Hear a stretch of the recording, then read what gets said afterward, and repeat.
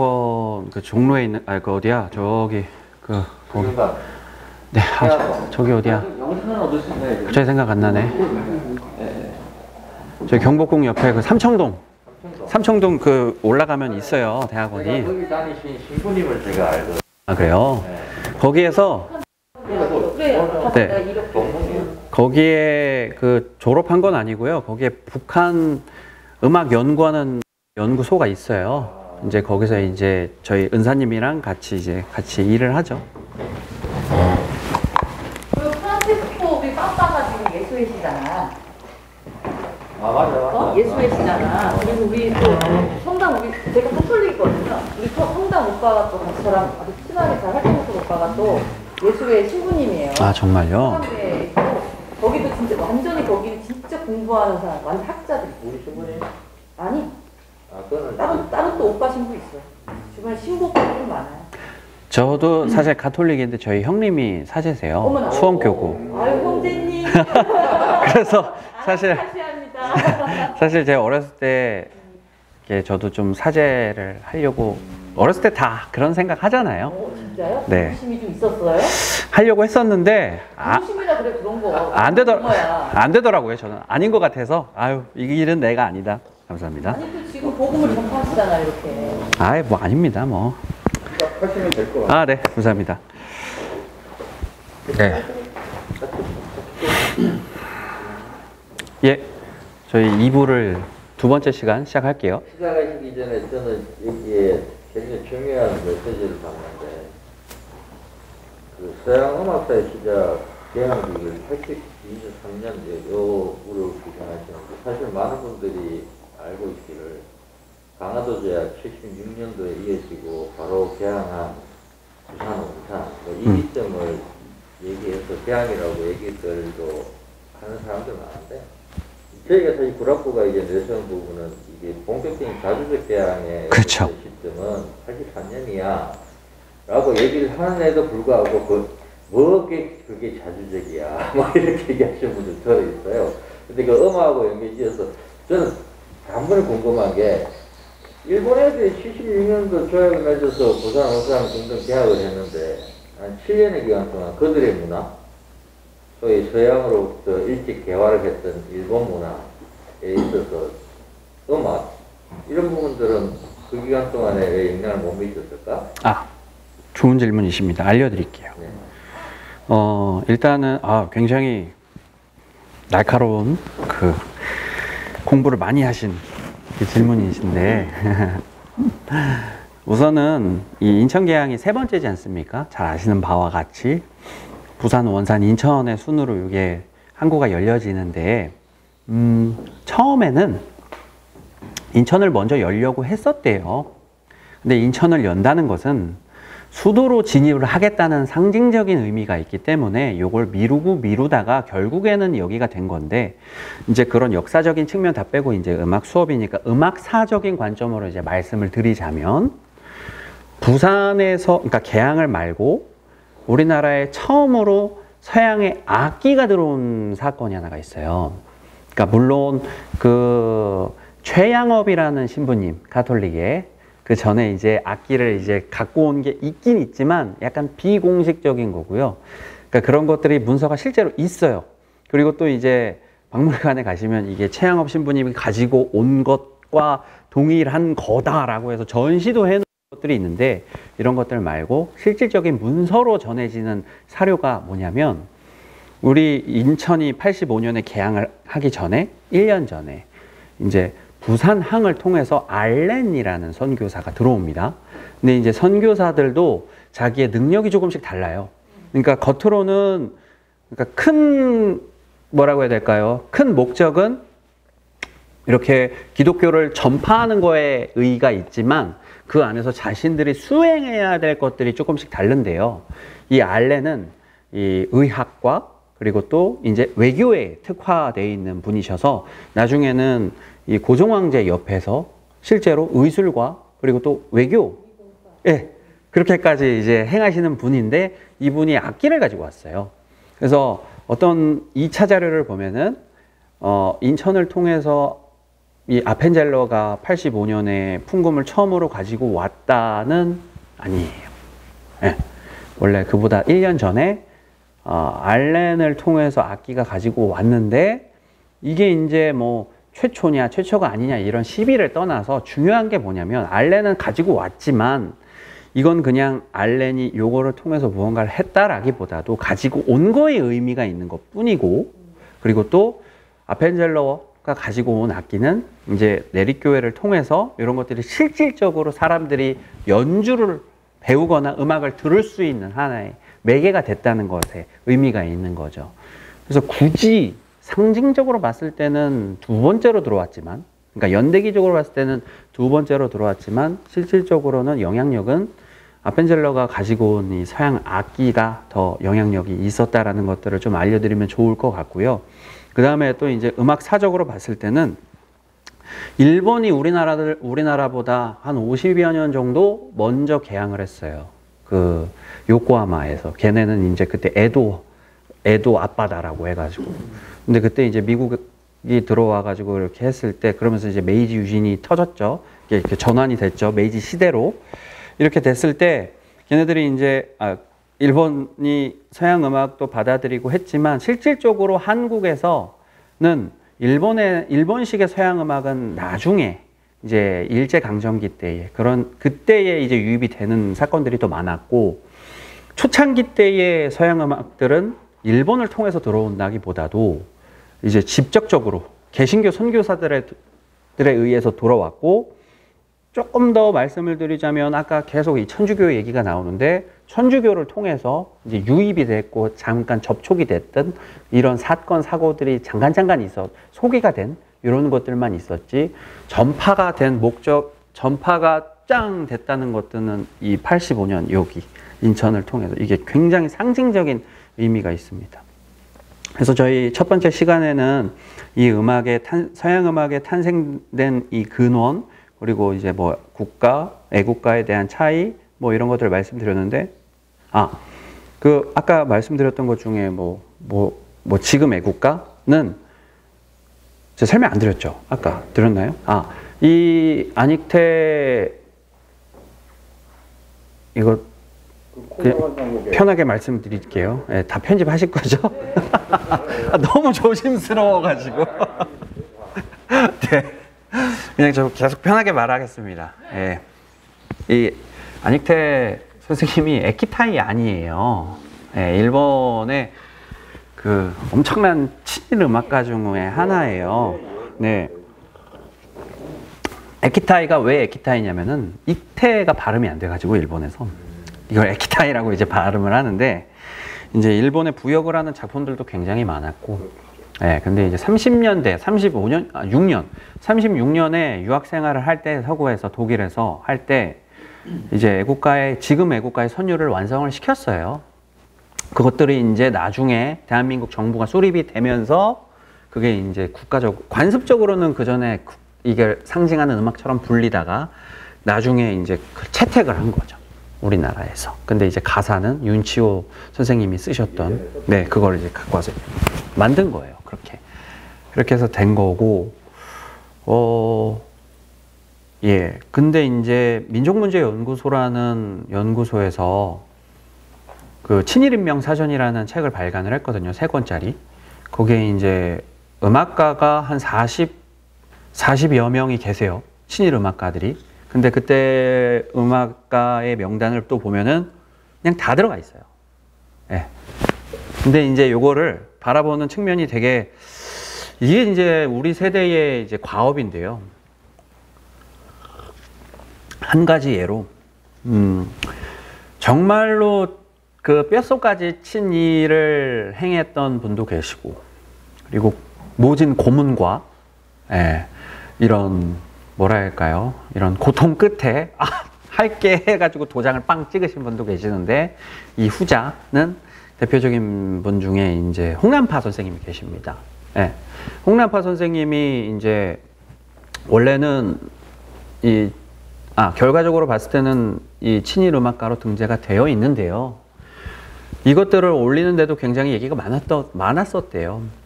이분이 결국에 모진 고문 끝에 이거를 찍었는데 이거를 친일이라고 해야 되냐? 어? 아니 진짜로 뼛속까지 친일한 사람도 있고 이거 모진 고문 끝에 이렇게 해서 가족을 괴롭힌다는데 이거 도장 안 찍을 사람이 누가 있어? 이렇게 딱 있는데 이거를 과연 동일선상에서 해석을 해야 될 것이냐라는 시비가 있었대요. 근데 일단 결과적으로 봤을 때는 이렇게 같은 선상에 있지만 해석 면에서는 후대에 맡기자라는 기류가 존재를 했고요. 이런 것들을 알아야 되는 거예요. 그래서 그냥 이런 사료들을 아무것도 없이 그냥 친일 음악가 홍남파 하면은 사람들이 친일파래 그래서 이렇게 돼버리니까 그러니까 굉장히 조심스러운 부분이에요. 실질적으로 공개적인 석상에서 이렇게 강연을 할 때 이런 부분들을 얘기를 일부러 안 해요. 너무 조심스러우니까. 그리고 개인적으로 해석이 다를 수 있거든요. 아니 그래도 찍으면 안 되지 하는 사람 있을 수 있거든요. 찍으면 안 돼. 그럼 결국엔 한 건 한 거잖아 라는 분도 계시고 얘기를 들어보니까 가족을 그렇게 괴롭힌다는데 나 같아도 도장은 찍었겠다 하는 분들도 계시고 그러니까 이런 바라보는 관점과 측면이 너무 달라서 우리나라의 아픔입니다. 그래서 이 민족문제연구소의 이 친일인명사전에서도 그런 것들을 일부러 언급은 안 하는데 일부러 담백하게 빼요. 후대에서 알아서 판단을. 그러니까 앞으로 이제 우리들이 다음 세대들이 이거를 이렇게 해석을 하라는 이런 측면인 것 같아요. 그래서 이렇게 양면성을 이렇게 명암을 같이 봐야 되는 게 굉장히 중요한 개념인 거죠. 이렇게 해서 일단은 했고 2부에서는 이제 저희들이 이 개신교의 음악들이 어떻게 인천에서 발현이 됐고 또 확장이 됐는지를 알려드리는 코너가 될 것 같아요. 이걸 아셔야 돼요. 기독교의 전반적인 절대적인 건 않습니다. 일반적으로 봤을 때의 크게의 기조 이 세 가지가 있는데요. 복음, 치유, 교육이라는 이 흐름이 있습니다. 이 이디엄. 복음을 전파하기 위해서 종교 시설이 필요해서 성당이나 교회를 만드는 거고요. 그 다음에 치유를 목적으로 하기 때문에 병원을 짓게 되고 그 다음에 교육을 하기 위해서 미션 스쿨을 짓게 되는 거죠. 이 세 개가 세트예요. 근데 여기에서 말씀드리는 기독교는 예수를 믿는, 예수님을 따르는 기독교를 뜻하는 거고요. 크리스트교의 크리스트를 함자로 바꾸면 기독이 되거든요. 근데 이제 여기에서 제가 단정을 지어야 되는데 우리나라에 기독교에는 많은 종교가 있으니까 세 개만 국한을 할 건데요.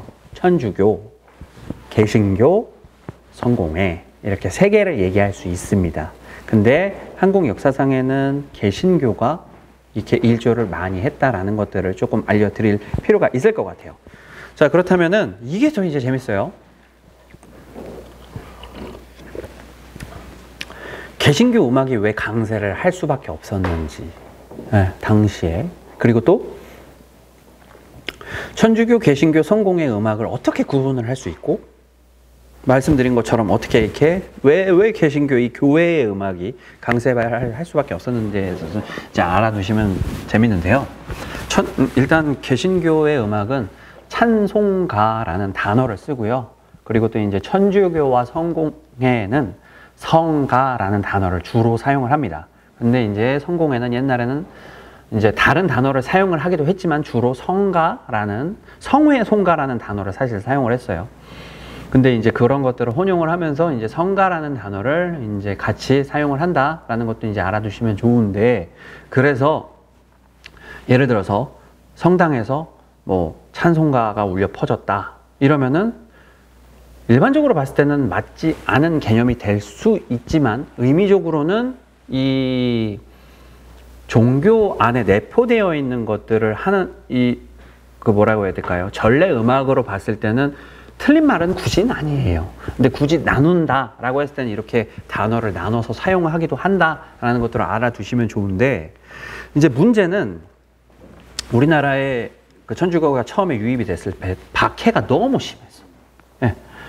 순교를 너무 많이 하셨죠. 그렇게 하다 보니 숨을 수밖에 없었고 음지에서밖에 천주교가 발생을 할 수밖에 없었겠죠.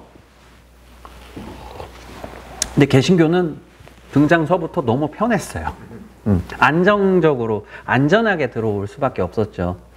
근데 흥미로운 것은 조미수 통상조약 때 이 종교를 허락을 한다라는 이건 언급은 없습니다. 근데 은연중에 통상적으로 이런 것들을 이제 자행을 했던 거고, 선교를 자행을 했던 것들이고, 사실 실질적으로 말씀드리자면 불법인 거예요. 근데 그럼에도 불구하고 이제 많은 문화들이, 서양의 문물들이 들어오면서 이제 한 통속이 되어버린 거죠. 근데 여기 보시는 것처럼 이제 조불소 통상조약, 그러니까 조선과 불란서, 그러니까 프랑스가 조약을 체결을 할 때 이제는 제발 괴롭히지 좀 마 라는 단어, 이 언급이 있었고, 여기에서 드디어 조선 정부가 수용을 해요. 네. 그때부터 안 괴롭혀요. 네, 이 종교를 억압을 안 한다는 거죠. 공식적으로 그래 오케이 하면서 이제 조선 정부가 이제 서양의 종교를 받아들이는 이점이 이제 조불소 통상조약인데, 그럼에도 불구하고 천주교는 너무 학습이 되어 있는 게 이렇게 음지에서 이렇게 활동을 하면서 그때부터 영혼 구제에 개인의 이렇게 포교와 전도도 물론 있지만 이 개인과 이 집단의 영혼을 구제해서 가는 것들이 어느 정도는 기류가 형성이 되어 있는 상태이고요. 개신교는 조금 더 적극적으로 이제 포교 활동을 하는 것들이 시작이 조금은 다르다라는 것들 때문에 이 개신교의 이런 시작과 이 천주교의 시작들이 음악에서 어떻게 연결이 되는 건 또 보면은 사실 흥미롭습니다. 그래서 제가 이렇게 이것도 조심스럽지만 단정을 지을 수는 없지만 이 신앙생활을 하는 데 있어서 이 개신교와 그리고 이제 한국 천주교를 보면은 이렇게 적극적인 모습이 조금 달라요. 네. 개신교가 조금 더 적극적으로 이렇게 포교 활동도, 전도 활동도 많이 하시고, 천주교는 겉으로 봤을 땐 굉장히 엄격한 것 같은데 굉장히 쿨해요. 뭐든 말든.